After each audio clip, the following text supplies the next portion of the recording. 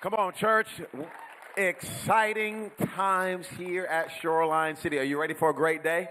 Come on, come on, come on. You ready? You ready? I want you to have high expectations, to believe that God can do something significant and profound in your heart and your life today. Thrilled that every one of you are here. If you're here with us for the first time, welcome. My name is Earl and have the honor to be the pastor here at Shoreline. And we just want you to feel like you're with some people that genuinely care about you and love you and are on your side, because that is the truth. We have sisterhood coming up this Thursday night, okay? And sisterhood has grown so much, we now have to have two sisterhood times. And this is a fantastic problem to have. So we were trying to figure out, what are we going to do with all these ladies? Because we don't want to turn ladies away. So what are we going to do? I know what we'll do. Let's raise up more leaders, make more opportunities, open up more jars, more doors. So 7 o'clock and 8 o'clock are the two times. We want you to come on out. It's still going to be a great after party, and it's going to be an absolute blast. So if you are a lady in here, invite someone else. And guys, just so you know, we serve there as well, and it is an absolute blast. All the men just making sure the house is in order. The ladies are covered, protected, serving. Whatever we can do, we are here. We'd love for you to show up. What are the guys wearing on Sunday? I mean, on Thursday. We know? Black on black. Okay, black on black. Yeah. So wear black on black. Ben, was that you that said that? Or was that Jesus? White shirt. So it's not black on black. Black and white. Okay. All right. Y'all just making stuff up. I mean, what do we? Wear orange. We don't care. Just come and help out with the guys. But it'll be great for some of you men. You've been trying to figure out how you can get connected. Of course, we got a bunch of groups for you to go to, but you can serve this upcoming Thursday. Again, we'd love to have you. Now, a lot of you will know we have multiple campuses. Not only do we have our campus here in White Rock, but we also have another one in Bishop Arts, and we have one in Antigua, Guatemala. And if you have been paying attention to the news at all, you will know that there was a massive volcano eruption there in Guatemala. Where our campus is in Antigua is rather close, actually, to this volcano. So we got a whole bunch of ash, but none of the lava showed up in Antigua. So we have been a place where people can come get help served. We are on the ground there, trying to be the hands and feet of Jesus as best we possibly can. I want to say thank you to you for your generosity, but because we're a giving church, we're able to be ready financially to help those families in need. We didn't have to come to the church and say, hey, church, if we want to help, can you please give? It's because you already give that we were able to jump and help right away. So please don't disconnect your generosity from real people's lives being impacted. So we're going to help build homes down there. We're going to help just put things back together. We're not the only church helping and serving. There are obviously others down there.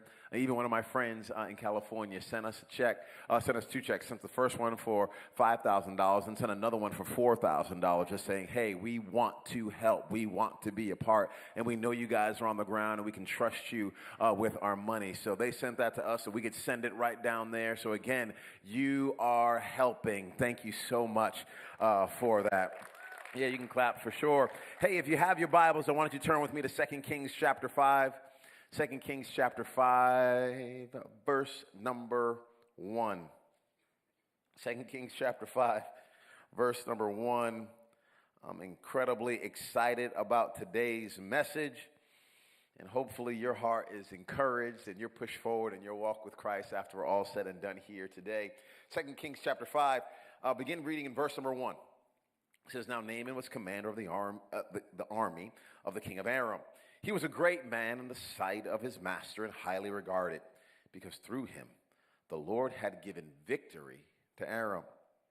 He was a valiant soldier, but he had leprosy. Everybody say leprosy. Now bands of raiders from Aram had gone out and taken captive a young girl from Israel, and she served Naaman's wife. She said to her mistress, if only my master would see the prophet who is in Samaria, he would cure him of his leprosy. Naaman went to his master and told him what the girl from Israel had said. By all means, go, the king of Aram replied. I will send a letter to the king of Israel. So Naaman left, taking with him 10 talents of silver, 6,000 shekels of gold, and 10 sets of clothing. This 10 talents of silver would be about $20,000. And the gold that he brought would account for about $60,000. The clothes here, I'm not sure if he got these clothes from a thrift store, if he got these clothes from Target, he went to Zara, or maybe all the way up to Neiman Marcus. I'm not sure where he went for the clothes, but he brought 10 sets of them. The letter that he took to the king of Israel read, "With this letter I am sending my servant Naaman to you so that you may cure him of his leprosy." As soon as the king of Israel read the letter, he tore his robes and said, "Am I God? Can I kill and bring back to life? Why does this fellow send someone to me to be cured of his leprosy?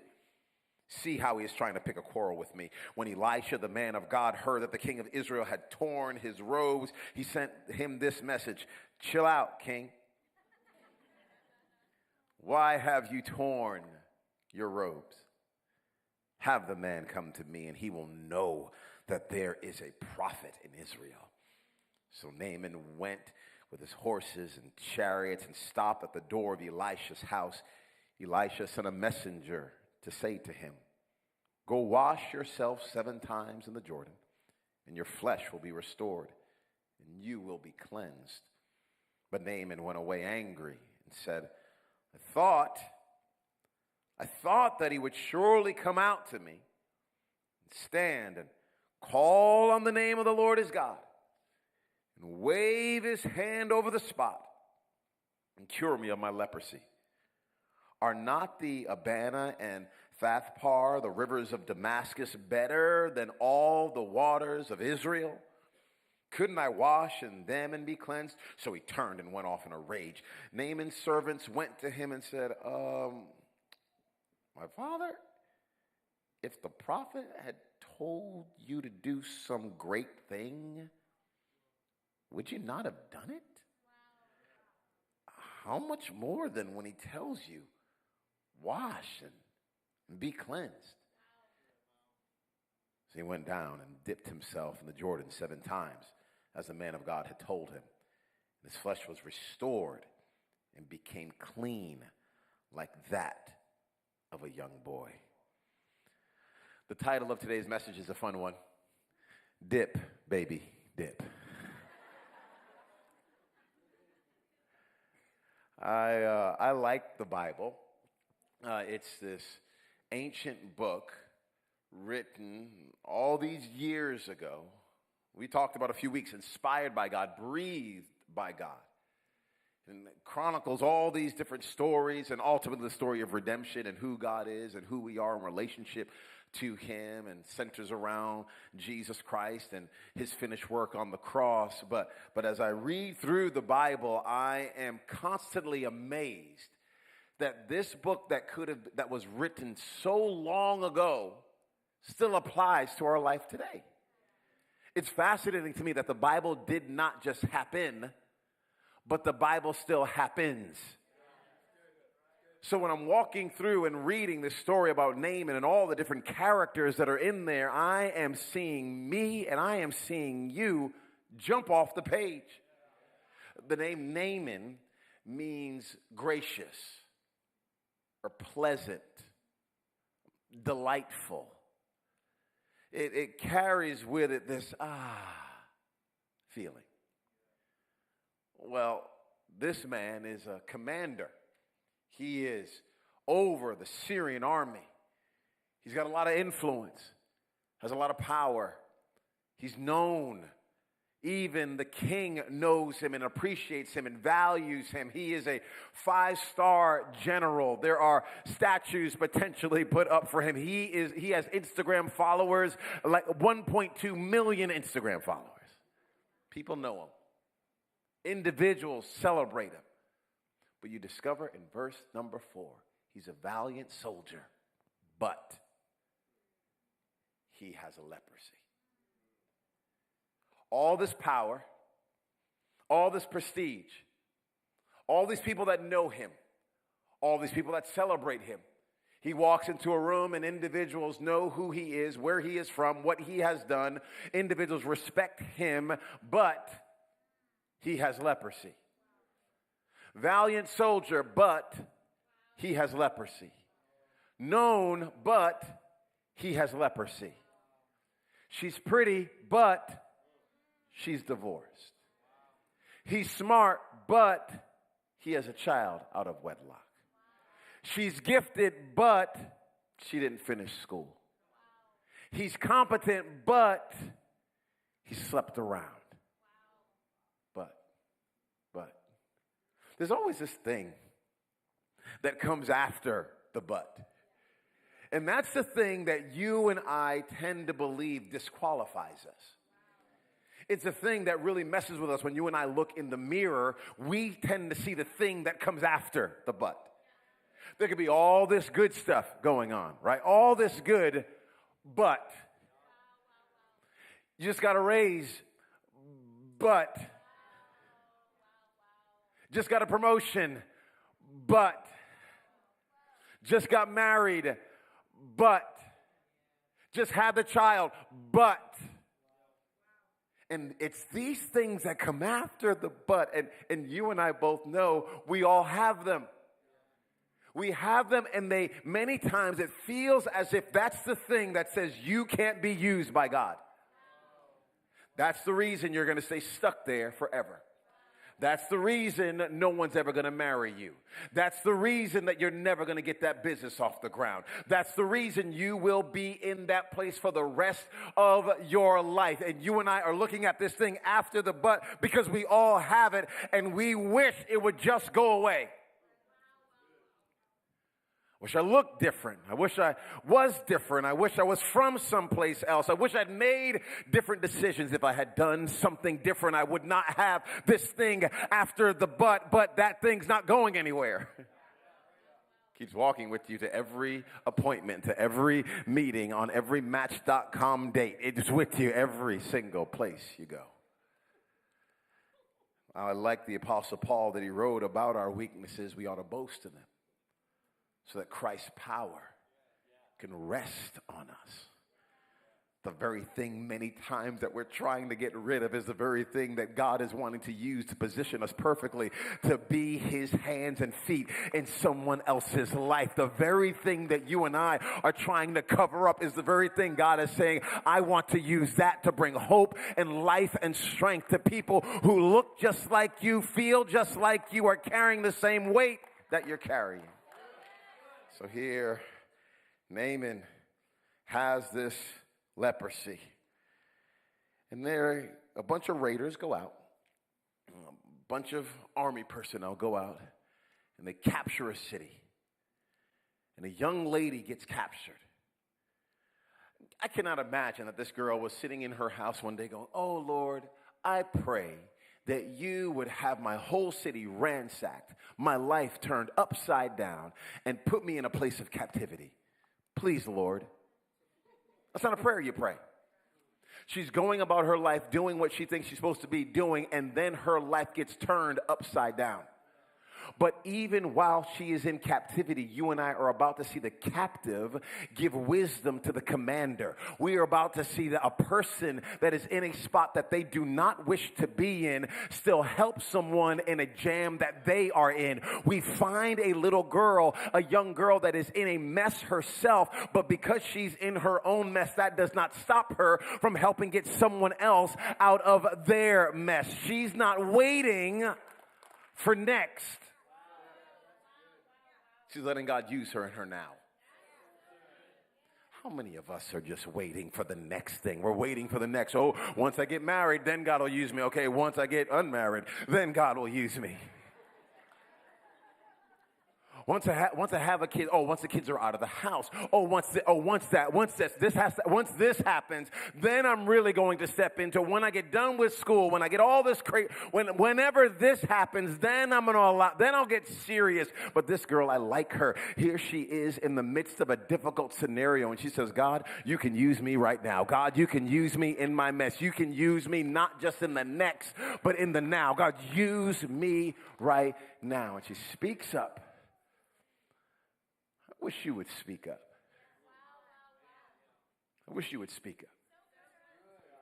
I wish you would stop thinking that your voice is gone. Because you're in some spot that you don't want to be in, you think your voice is gone. And there are people around you right now that need the hope of Jesus Christ that's on the inside of you. And here you are sulking about where you are, forgetting that God even is using the captivity to bring freedom to somebody else. That's how good God is. All things work together. So he gets word from his wife, because that's how it works. If any man's going to do something significant in life, his wife is going to tell him what to do. Ladies, this is your opportunity to say amen or elbow your husband right there, okay? I just hooked you. That's an alley-oop right there. You dunked that one.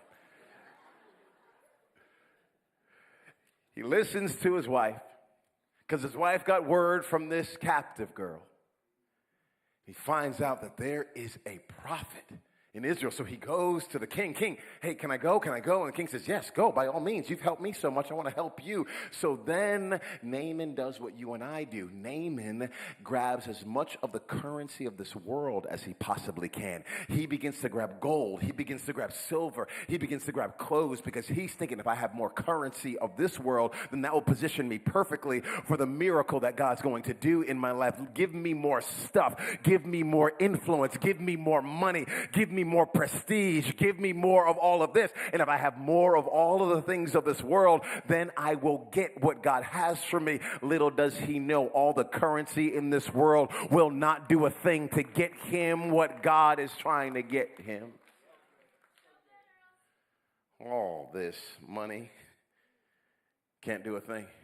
But whenever you're sick, you'll go to lengths. Huge lengths. To get it all worked out. I don't blame you. I don't blame you. I would do the same thing. Doctor to doctor to doctor. Why wouldn't you? Why wouldn't you if you have the chance to do it? And then at the end of the day, you and I discover, oh my goodness, there's nothing can fix this. Only God is going to be able to put this thing back together. He ends up in front of the king. Okay, he's in front of the king, and he's got a letter. Naaman's excited. Okay, he's like, yes. Here's my moment. I'm going to get rid of my leprosy. Hands the king the letter, and the king of Israel reads the letter.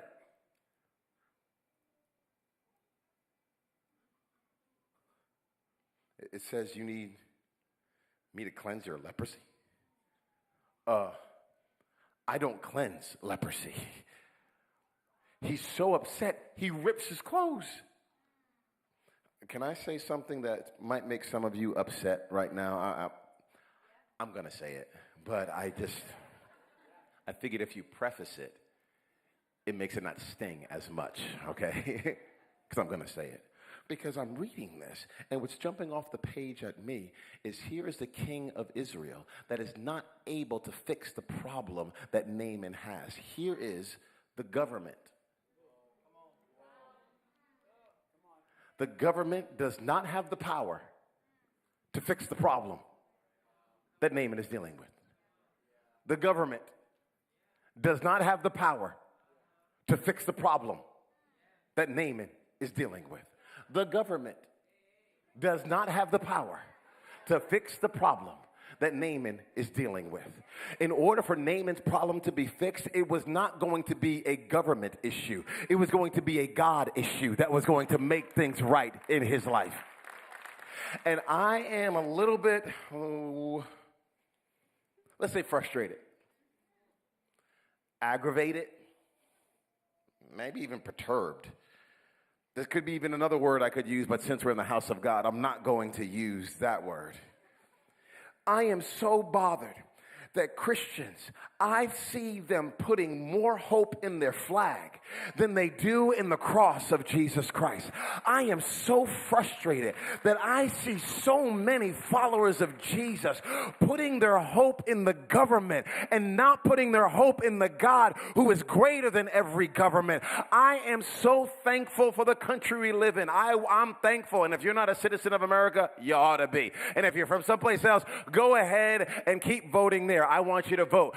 even be a politician. Be a great one. We need godly politicians. I encourage you, be president, be a congressman, a congresswoman. Go ahead and do all of that. But you and I need to understand, once we become a follower of Jesus Christ, every single political party bows its name at the name of Jesus, because nothing on this earth was ever able to save us. It was only Jesus.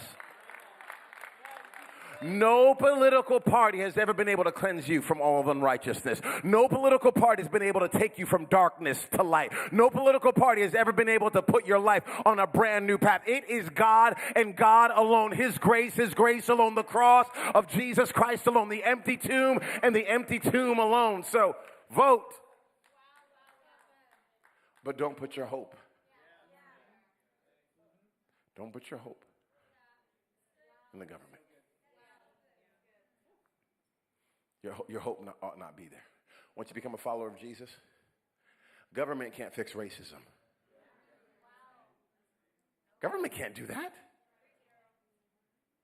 Government can't fix sexism. These are heart issues. You don't legislate those things. The blood of Jesus Christ has to purify a person, change them from the inside out for those things to be dealt with. I said I was going to say it even if you didn't clap, so just so you know, I appreciate the claps, but it moves me. It does not move me at all. Because the government in this story couldn't fix it. Government has a place, but it's not the place of ultimate authority. That belongs to Jesus. So the king of Israel he's upset. He's frustrated. He's angry. Doesn't know what to do. Then Elisha says, send him to me. I got this. I like this a lot, okay? I like this. Because Elisha, owns this moment in a significant way. Elisha steps into the moment. He doesn't shy away from it. He, occupies the space. And I used to think that humility was deferring. Oh, no, not me.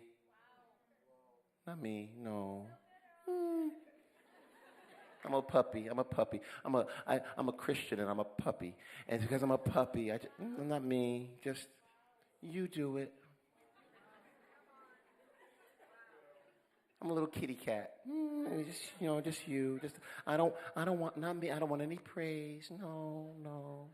You do it. Yeah, you. Now I'm talking like Michael Jackson. You do it. I used to think that was humility.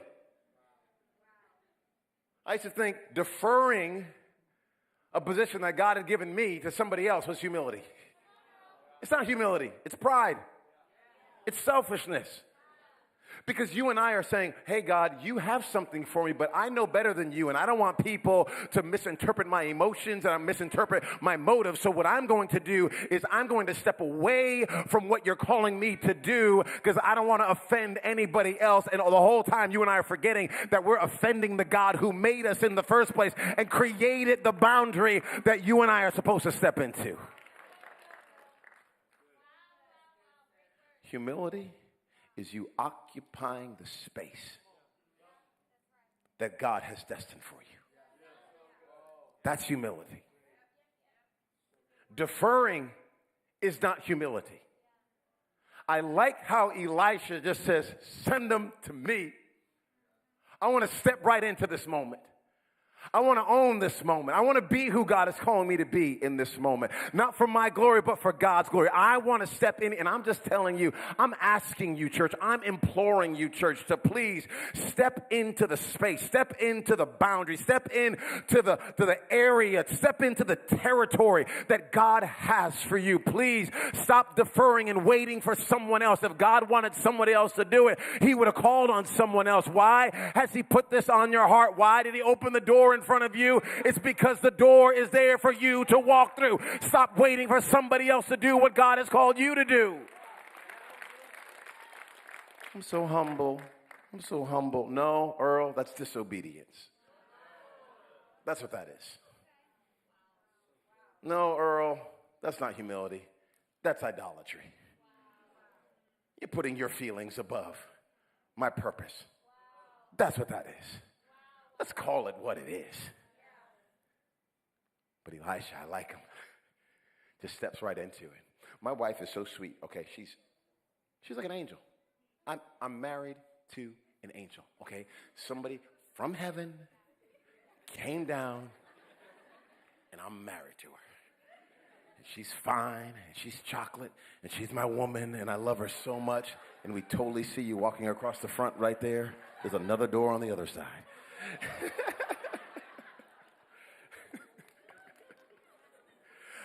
My wife, she is my best friend, okay? She is my best friend. She's so sweet. But if you mess with her children, she will pull a shank out from, I don't know where it, stab you in the kidney. And now it's getting really graphic, right? It's getting Jason Bourne level right now. A couple punctures, drop it.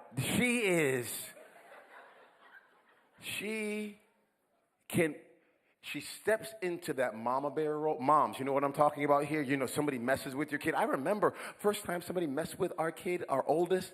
First, he was at school and something happened that should not have happened. It was negligence on behalf of the school. And my wife showed up there to that headmaster, and I had never seen this side of her. So this is what kept me in line for the rest of my life. Because if she could go there on him, I thought, I'm right here. Yes, ma'am. Yeah, what do you need? What do you need? What do you need? Why? Because God gave her those kids. They're hers. What is she supposed to do? Wait for another mom to step in? No, you don't delegate that. God gave her these children. Since he gave her these children, she needs to own it. God, listen, fellas, if you are married to a woman, okay, you are married to your wife, you need to occupy that territory. You serve her, you love her, you protect her, you lead her, you bless her, you encourage her, you hold up her arms, you pull out all the gold that's on the inside of her, you help her become who God destined for her to be. Don't squash her, you lift her up and you inspire her to be everything that the Lord destined for her to be. That is your territory there. That's your space. That's your calling. Wives, if that is your husband, if you do not occupy that space, some other woman might. That too real? Own that. That is your husband. You serve him, you bless him, you encourage him, you lift him, you inspire him, you lead him, you hold up his arms, you do everything in your power, because God did not give that man to some other woman. He gave that man to you. That is your man. Occupy the space that God has given you. So, all right, we got baptisms today, right? I'm excited. We got to get ready to go to baptisms, okay? Got to get ready to go. But let me talk for a little bit longer. Band, don't come out yet. Stay back there, band. Don't give me the keys and trying to shut me up, okay? I'll call you out when I'm ready. I'll call you out when I'm ready. So goes down. After this interaction, goes down to Elisha's house, okay? He gets to the house. And when he's at the house, there is no parade. Parking lot team is not there. There's no host at the door. No one. They say, you're the commander of the king of Aram, of the armies of Aram. You're awesome. We love you. Thank you for being here. Yay. None of that. The messenger walks out. Not even Elisha, the messenger. I was thinking, what was the interaction like in the house between Elisha and the messenger? Messenger's like, oh my goodness, do you see who's coming? The commander's coming. He's coming here. What are you going to say to him, Elisha? And Elisha says, I'm not even going to talk to him. You go talk to him.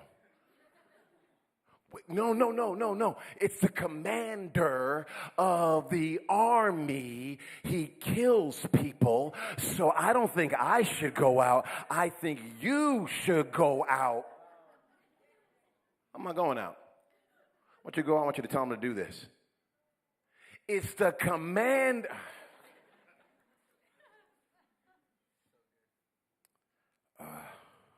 Naaman. Hi, man.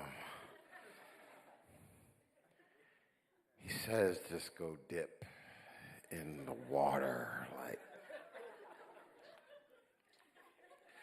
he says go dip in the water. I thought he should come out and tell you, but just like 7 times, and like you dip, and then you're gonna come out, you're gonna be clean, and that's all I got for you, man. That's all I got. And Naaman is angry.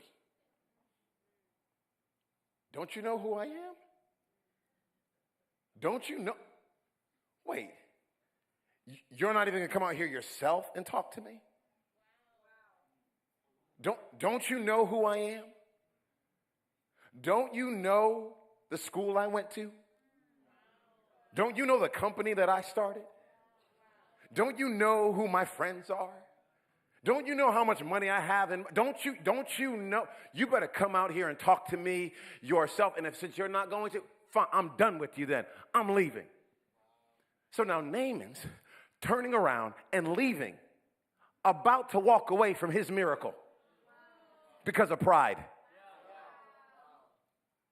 You see, I'm so glad the messenger did what Elisha asked him to do, because if the messenger had not done what Elijah asked him to do, the pride that was in Naaman's heart would not have been exposed for what it is. The right messenger has come to you to get out of you what needs to get out of you. God has positioned things perfectly to expose the junk that is in your heart and in my heart, and it's not until the right messenger comes that we discover, oh man, I'm a jerk. Because I treat men one way and women another. Because I treat the manager one way and the cashier another. It's because I treat someone who's older this way and someone who's younger this way. And it's not until God sends a messenger in a package that you do not quite jive with, that you discover that you actually think you're better than you think you are. And in this moment right here, Naaman had to be faced with, oh my goodness. I got more pride in my heart than I even realized. He's about to leave. He's about to leave. About to turn and go a whole nother direction. And I'm so glad he had some friends in his life. Because Naaman almost got tripped up because of expectations and offense. Unmet expectations. How many of us in here have unmet expectations? Naaman had the picture in his mind. I know how God's going to do it. I know how he's going to heal me. I'm going to show up, and the prophet's going to come out. There's going to be trumpets and confetti. I love confetti. I know I'm a commander, but I love confetti. And the confetti's going to fall, and there's going to be these balloons everywhere. He's going to wave his hand over me. Then I'm going to be cleansed, and I'm going to walk out, and I'm going to have clean skin. He saw the whole thing in his head. Oh, I'm going to be 27 years old. And I'm going to walk in the church, and I'm going to have on a white dress. And I'm going to see this man. He's going to lift his hands and begin to worship. And I'm going to look over at him, and he's going to look at me. And when we catch eyes, we're going to know, yes, you're the one for me. And then we're going to get married on that day at church right when service is over. And now you're 38.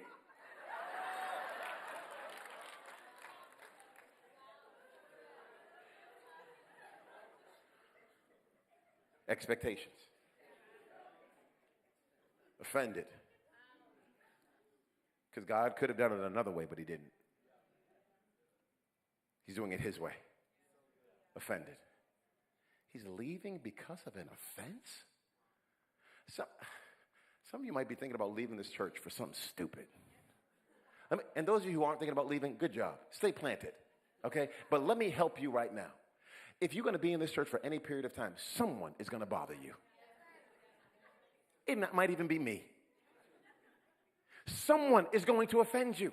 Someone is going to say something that you don't like.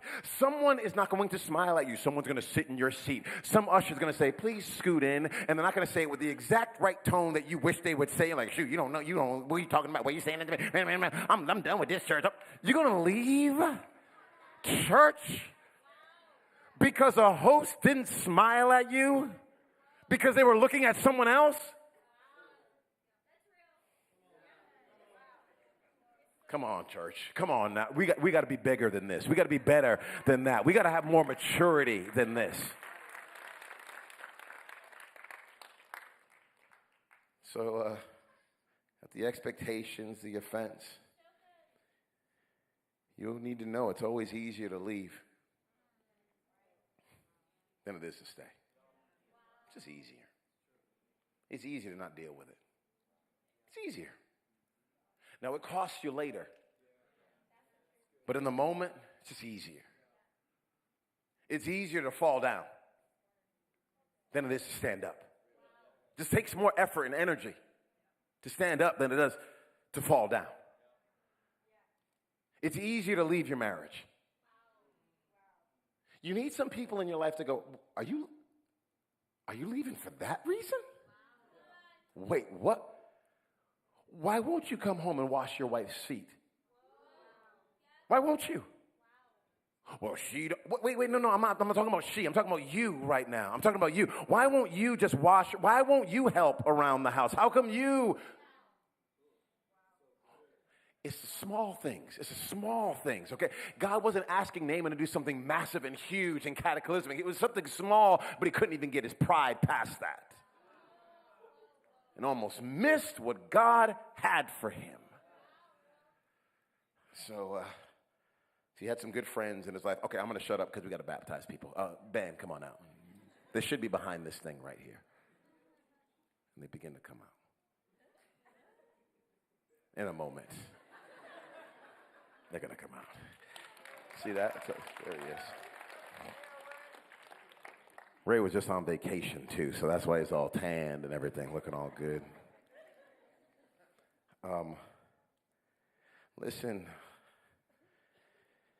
Naaman turns around, comes back. The scriptures do not say this, okay, so I'm reading into the text. I'm assuming something had to happen. Since there were horses and chariots, and he's a commander of the army, I'm assuming he did not show up in sweats and a t-shirt. He showed up saying, hey, this is who I am. Look at all the money I have. Look at all the clothes I have. You can look at me and you can tell that I'm important. But in order for him to be cleansed, he had to strip off the stuff that he put his confidence in. Not alone, in front of everyone that came with him, in front of the people that he is leading, in front of the people that look up to him, in front of all of his army, he has to strip. This type of vulnerability, this type of mask removal will be critical for you and I to become who God is calling us to be. And as long as we want to keep up all of the pretense and keep up all the phoniness and keep our shields up and keep all of our armor on and make everyone think that everything is perfect all the time, and we're not willing to obey what God is calling us to do and to strip down and say, God, my whole life belongs to you, you will stay stuck in what God is wanting to free you from. So here, he has to dip 7 times. Not once, it doesn't work the first time. Come on, church. It doesn't work the first time. She came home. I brought her flowers. I did it once. It might not work the first time. Well, I gave him the meal. He didn't even say thank you to me. He didn't even say thank you. It might not work the first time. Well, I showed up early and then my boss was still a jerk. It might not work the first time. It might not even work the second time. I'm talking about the fight of faith. I'm talking about the journey of surrender. I'm talking about you dying to self. I'm talking about you and I becoming who God has called us to be. I'm talking about the first time it not working. How weak are we that we keep quitting when it doesn't work the first time? How limited is our vision and our scope when we keep quitting after the third time? And here is God telling Naaman, nope, I don't want you to do it once. Maybe he was wishing, I'll do it one time, and maybe he was just testing me and it's all going to be clean the first time. Nope. 2 times, 3, 4, 5, 6, 7, 1, 2, 3, 4, 5, 6, 7, 1, 2, 3, 4, 5, 6, 7, 1, 2, 3, 4, 5, 6, 7, 1, 2, 3, 4, 5, 6, 7. I know your child's not home yet. 1, 2, 3, 4, 5, 6, 7. I know the business is not off the ground yet, but 1, 2, 3, 4, 5, 6, 7. I know my mind is not right the way I want it to be, but 1, 2, 3, 4, 5, 6, 7. I've gone to so many connect groups. So 1, 2, 3, 4, 5, 6, 7. 1, 2, 3, 4, 5, 6, 7. 7 being the number of completion, 7 being the number of wholeness, 7 being the numbers that are in a rainbow, 7 being a musical scale, 7 being I'm putting this whole thing back together right now. I wish I had some sons and daughters that were willing to follow and trust and believe, not after just the first time, not after the first doctor's appointment or the third doctor's appointment, but will hold on to what God says. 1, 2, 3, 4, 5, 6, 7. 1, 2, 3, 4, 5, 6, 7. 1, 2, 3, 4, 5, 6, 7. I'm not quitting. I'm not quitting. 1, 2, 3, 4, 5, 6, 7. Every single time. I will keep on trusting. Hey, band, come on out here. Sing for a second. Come on here. Let's just sing. It may look like I'm surrounded, but I'm actually surrounded by Him. How about for a moment we just blow the roof off of this place saying, God, we trust you. God, our hope and our life is in your hand.